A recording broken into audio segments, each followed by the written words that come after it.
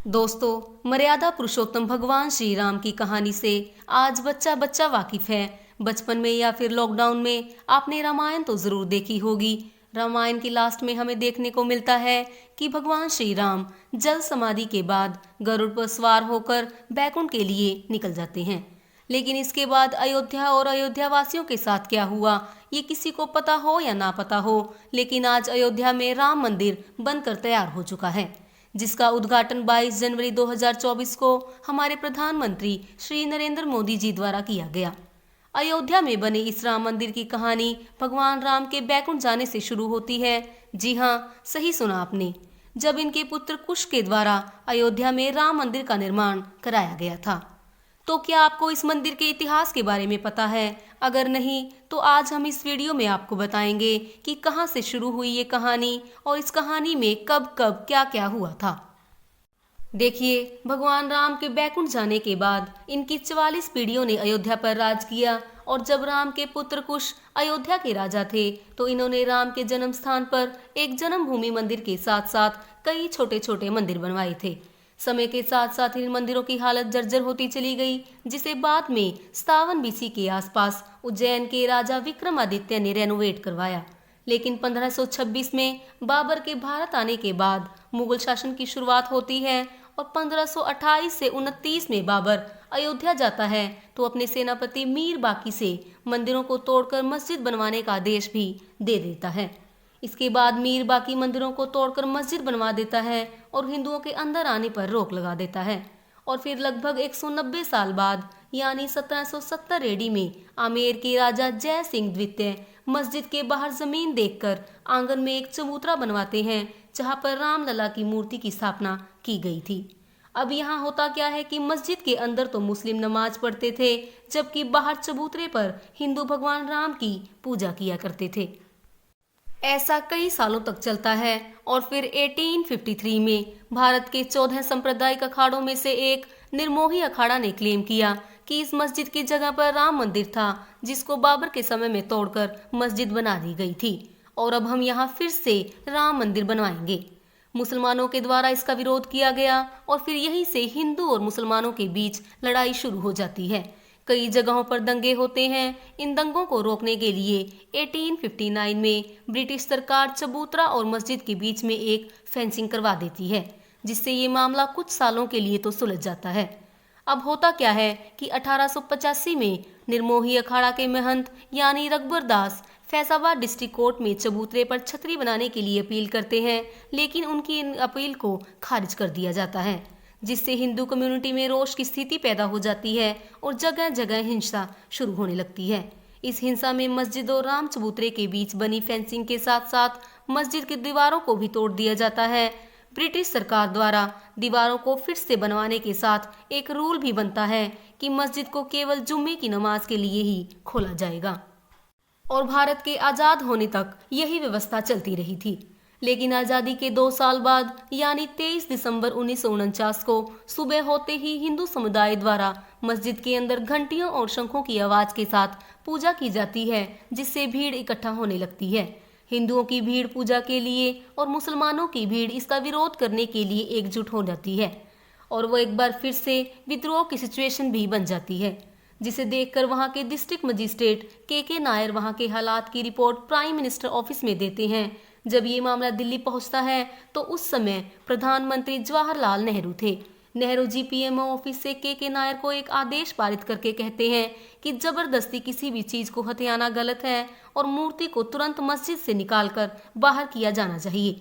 इसके जवाब में के नायर पीएम को एक लेटर लिखकर कहते हैं कि यहाँ की सिचुएशन आउट ऑफ कंट्रोल है और मूर्ति को किसी भी हालत में बाहर नहीं निकाला जा सकता, क्योंकि वहां के पुजारियों का मानना है कि किसी भी पूजा हवन के बिना मूर्ति को वहां से उठाया गया तो पाप लगेगा। अब पीएमओ की तरफ से के नायर को रिप्लाई आता है कि आपको जो आदेश दिया गया है आप उसका पालन कीजिए और मूर्ति को बाहर निकालिए। तो इस आदेश के जवाब में के नायर पीएमओ को 2 सुझाव लिखकर भेजते हैं। पहला तो ये कि यहाँ पर सिचुएशन आउट ऑफ कंट्रोल है, मस्जिद की सुरक्षा और लोगों की भीड़ को देखते हुए मस्जिद के बाहर एक जालीनुमा गेट लगाना होगा, जिससे मस्जिद को कोई नुकसान नहीं होगा और सभी लोग बाहर से ही दर्शन कर पाएंगे। और दूसरा ये कि इस मामले को कोर्ट में सौंप देना चाहिए, जिससे कोर्ट का मामला आने तक सब लोग शांत रहेंगे। अब इन दोनों सुझावों के साथ ही के नायर ने अपना रिजाइन भी दे दिया। इनकी रेजिग्नेशन को तो स्वीकार नहीं किया गया, लेकिन पीएमओ को उनके सुझाव बहुत पसंद आए। ये मामला कोर्ट में चला जाता है और इस तरह रामलला की मूर्ति मंदिर में ही रहती है। इसके बाद हिंदू पक्ष से निर्मोही अखाड़ा और मुस्लिम पक्ष से सुन्नी वक्फ बोर्ड के दोनों के द्वारा एक एक केस फाइल किया गया, जिसमें निर्मोही अखाड़ा कहता है कि यहाँ पर शुरुआत से ही राम मंदिर था और अब तो मूर्ति भी निकल आई है, इसका पूरा अधिकार हमें दे दिया जाए ताकि हम यहाँ पर राम मंदिर बना सकें। वहीं दूसरी तरफ सुन्नी वक्फ बोर्ड द्वारा दावा किया जाता है कि यहाँ शुरुआत से ही मस्जिद रही है, इसका पूरा कंट्रोल हमें मिलना चाहिए। तकरीबन 20 से 25 साल तक ये दोनों केस कोर्ट में रहते हैं और अभी तक यहाँ पर कांग्रेस पार्टी सत्ता में थी। 1980 में जनसंघ से अलग होकर बीजेपी का गठन होता है। बताया जाता है कि बीजेपी के गठन के बाद विश्व हिंदू परिषद, शिवसेना, बजरंग दल और आरएसएस जैसी सभी हिंदू दल एक्टिव हो जाते हैं और 1984 में विश्व हिंदू परिषद द्वारा एक धर्म संसद का आह्वान किया जाता है, जिसमें बीजेपी के बड़े बड़े नेता लाल कृष्ण आडवाणी, मुरली मनोहर जोशी ये लोग भी शामिल थे। इस धर्म संसद में विश्व हिंदू परिषद के प्रेसिडेंट अशोक सिंघल ऐलान करते हैं कि भाई राम मंदिर बनेगा और जरूर बनेगा। अब इस राम मंदिर को बनाने के लिए पूरे देश से ईंटें मंगवाई जाएंगी। ये बात धीरे धीरे पूरे देश में फैल जाती है। 1984 ये वही साल था जब इंदिरा गांधी की मौत हुई थी और कांग्रेस की कमान उनके पुत्र राजीव गांधी को सौंपी गई थी। अब यहाँ होता क्या है कि बीजेपी तो खुलकर राम मंदिर की सपोर्ट में बोल रही थी, जिससे सभी हिंदू बीजेपी की सपोर्ट कर रहे थे और इसी बीच 1986 में राम मंदिर का गेट खुलवाने का एक मामला कोर्ट में आता है और राजीव गांधी हिंदुओं का विश्वास जीतने के लिए 1 घंटे के अंदर राम मंदिर का गेट खुलवा देते हैं। इस न्यूज़ को दूरदर्शन के माध्यम से पूरे देश में ब्रॉडकास्ट किया गया था। इससे मुस्लिम दल कांग्रेस से नाराज हो जाते हैं और सभी मुस्लिम नेता मिलकर कांग्रेस का विरोध करने के लिए बाबरी मस्जिद एक्शन कमेटी बनाते हैं, जिसका परिणाम ये होता है कि कांग्रेस इलेक्शन हार जाती है और राम मंदिर के सपोर्ट में होने की वजह से बीजेपी को इसमें फायदा मिलता है। जहां 1984 में बीजेपी को मात्र 2 सीटें मिली थी, वहीं 1989 चुनाव में 85 सीटें मिलती हैं। नेशनल फ्रंट के नेता वीपी सिंह बीजेपी का सपोर्ट करके प्राइम मिनिस्टर बनते हैं और नेशनल फ्रंट की सरकार बनने के बाद बीजेपी लीडर लाल कृष्ण आडवाणी ये ऐलान करते हैं कि राम मंदिर सपोर्ट में गुजरात के सोमनाथ से लेकर उत्तर प्रदेश के अयोध्या तक पूरे 10,000 किलोमीटर तक रथ यात्रा निकाली जाएगी, जो 30 अक्टूबर को अयोध्या पहुंचेगी। अब गुजरात और राम मंदिर की चर्चा हो और नरेंद्र मोदी का नाम ना आए तो ऐसा हो ही नहीं सकता। जी हाँ, इस यात्रा में गुजरात से मोदी जी भी शामिल हुए थे और उस समय मोदी जी की उम्र महज 40 साल थी। कहा जाता है कि गुजरात में इस यात्रा प्रबंधन में मोदी जी का अहम रोल रहा। और फिर 25 सितंबर 1990 को सोमनाथ से ये यात्रा शुरू होती है, जिसे कई राज्यों से होते हुए अयोध्या पहुंचना था, लेकिन जहां जहां से ये यात्रा निकलती है वहां वहां से इसका विरोध भी शुरू हो जाता है। कई राज्यों में विरोध के बाद जब 23 अक्टूबर 1990 को ये यात्रा बिहार के समस्तीपुर में पहुंची तो बिहार के चीफ मिनिस्टर और नेशनल फ्रंट पार्टी के सपोर्टर लालू प्रसाद यादव समस्तीपुर के डीआईजी को आदेश देते हैं कि इस यात्रा को रोक दिया जाए और लाल कृष्ण आडवाणी को अरेस्ट किया जाए। और होता भी कुछ ऐसा ही है कि डीआईजी के द्वारा लाल कृष्ण आडवाणी के साथ साथ बीजेपी के कुछ नेताओं को गिरफ्तार करके 12 दिनों तक इन्हें सिंचाई विभाग के पोस्ट ऑफिस में रखा जाता है। दरअसल यात्रा शुरू होने के कुछ दिन पहले आडवाणी ने ये कहा था कि देखता हूं किसने माई का दूध पिया है जो मेरी रथ यात्रा को रोकेगा। और यही वजह थी कि लालू प्रसाद यादव ने नहले पर दहला मारकर लाल कृष्ण आडवाणी को गिरफ्तार करवाया और कहा कि मैंने माँ और भैंस दोनों का दूध पिया है। इस गिरफ्तारी का परिणाम ये होता है कि जैसे ही ये खबर दिल्ली पहुंचती है तो बीजेपी वीपी सिंह सरकार ने अपना समर्थन वापस ले लिया, जिससे वीपी सिंह की सरकार गिर जाती है। अब रथ यात्रा के बीच में हुए दंगों से नाराज होकर 30 अक्टूबर 1990 को बड़ी संख्या में कार सेवक अयोध्या पहुंचते हैं और मस्जिद के ऊपर चढ़कर अपना झंडा लगा देते हैं, जिससे हालात और खराब होने लगते हैं। और इस समय उत्तर प्रदेश में मुलायम सिंह की सरकार थी। मुलायम सिंह कार सेवकों पर गोली चलाने का आदेश देते हैं। इस गोलीबारी में 5 कार सेवकों की मौत होने से पूरे देश का माहौल गर्म हो जाता है। उमा भारती, अशोक सिंघल और स्वामी वामदेवी जैसे बड़े हिंदूवादी नेता अलग अलग दिशाओं से 5-5 हजार कार सेवकों के साथ हनुमानगढ़ी की ओर बढ़ते हैं। गुस्साई भीड़ को देखकर पुलिस फायरिंग शुरू कर देती है, जिसमें कई कार सेवक मारे जाते हैं और फिर इनकी लाशों को रखकर विरोध प्रदर्शन किया जाता है। मुलायम सिंह यादव को मुल्ला मुलायम का टाइटल दे दिया गया और इसका परिणाम ये हुआ कि मुलायम सिंह यादव को 1991 के चुनाव में हार का सामना करना पड़ा और उत्तर प्रदेश में बीजेपी सरकार के मुख्यमंत्री बनते हैं कल्याण सिंह। लेकिन 1991 में जब राजीव गांधी की मौत होने की वजह से लोगों की सहानुभूति कांग्रेस को मिलती है, जिससे सेंटर में कांग्रेस की सरकार बनती है और उसके प्रधानमंत्री बनते हैं पीवी नरसिम्हा राव। यूपी में बीजेपी की सरकार बनने के बाद 10 जनवरी 1991 को अयोध्या पुजारियों की सहमति से 2.77 एकड़ भूमि जन्मभूमि न्याय ट्रस्ट को दे दी जाती है। ये ट्रस्ट राम मंदिर जगह बनाने के लिए कंस्ट्रक्शन चालू कर देता है, लेकिन इसका मामला पहले से ही कोर्ट में चल रहा था, जिसकी वजह से कोर्ट द्वारा कंस्ट्रक्शन पर बैन लगा दिया गया। बैन लगने के बावजूद 1992 में कार सेवकों का फिर से आह्वान किया जाता है। इस समय यूपी में तो बीजेपी की सरकार थी, लेकिन सेंटर में कांग्रेस की सरकार थी। केंद्र और राज्य सरकारों को ये डर था कि कहीं फिर से पहले जैसी सिचुएशन न बन जाए, इसलिए 30 अक्टूबर 1992 में प्रधानमंत्री पीवी नरसिम्हा राव विश्व हिंदू परिषद और सुन्नी वक्फ बोर्ड के दोनों लीडर्स को मीटिंग के लिए दिल्ली बुलाते हैं।